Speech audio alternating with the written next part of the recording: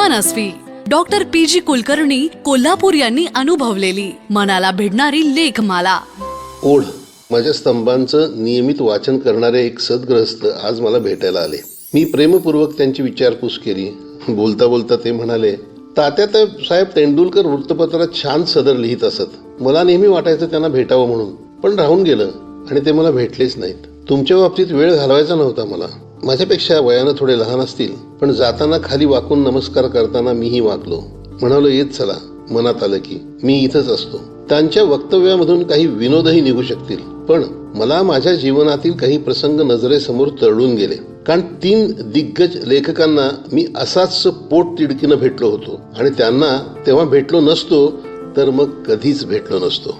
पहिलं नाव वि.स. खांडेकर. माझे काका 1975 साली त्यांना भेटायला निघाले होते. खांडेकर प्रकृती अस्वास्थ्यामुळे फारसं कोणाला भेटत नसत, पण काकांची आणि त्यांची खूप जवळची मैत्री होती. काकांच्या मागं लागून मी गेलो. माझं वय 19 वर्षे आणि प्रथम आणि शेवटचंच खांडेकरांना भेटलो. नंतर 6 महिन्यातच ते गेले. तेव्हा त्यांच्याबरोबर केलेल्या चर्चेचा लेख मिरज वैद्यकीय महाविद्यालयात मी प्रकाशित केला होता. दुसरं नाव रणजित देसाई. आशा नर्सिंग होम मध्ये ऍडमिट होते. छान चालत बोलत होते. माझे स्नेही जोशी सर त्यांना नाश्ता घेऊन चालले होते. मी दवाखान्याच्या गडबडीत होतो, तरी कामं थोडी पुढे ढकलून मी त्यांच्याबरोबर स्वामीकारांना भेटलो आणि त्यांना विचारलं, साहित्य निर्मितीचा हेतू काय असावा? स्वांत सुखाय, समाज प्रबोधन की नवनिर्मिती? स्वामीकारांनी एक कटाक्ष माझ्याकडे टाकला आणि एक जोशी सरांच्याकडे. जोशी सरांनी माझी ओळख करून दिली. ते म्हणाले, या तिन्हीसाठी साहित्य लिहावं डॉक्टर. नंतर वर्षभरात स्वामीकार गेले. तिन्हीसाठी लिहावं डॉक्टर ही अक्षरं कोरून गेली माझ्या मनात. आणि तिसरी व्यक्ती पु ल देशपांडे. रसिक वाचकांना भेटायचं बंद करून अनेक वर्ष झालेली. कैलासवासी डॉक्टर वि.ह. वझेंकडे विश्रांतीसाठी ते 2 दिवस आलेले. पार्किन्सनिझमचं निदान झालेलंच होतं.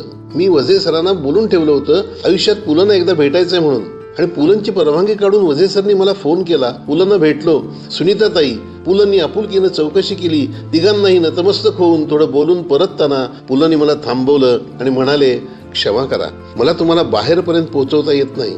सुनीता येईल. स्वतः वझे सर आणि सुनीताताई मला बाहेर गाडीपर्यंत पोहोचवायला आले. मी पुन्हा एकदा नतमस्तक झालो आणि परतलो. वर्षभरात पुलंही निघून गेले. या साऱ्या गोष्टींवर लिहिता येण्यासारखं खूप आहे, पण मनात आलेला चांगला विचार आचारात परिवर्तन करणं किती अगत्याचं असतं हेच यातून प्रतीत होतं. मी या 3 लेखकांपेक्षा मोठा मुळीच नाही हे मी जाणतोच, पण मला भेटणाऱ्या माणसाच्या भेटीत जी ओढ होती ती पाहून मी भारावलो होतो. या 3 व्यक्तींपेक्षा वयानंही मोठा मी नाही, खूप लहान आहे. त्यामुळं मी इतक्यात जाईन असंही नाही. मनस्वी फक्त रेडिओ ऑरेंजवर.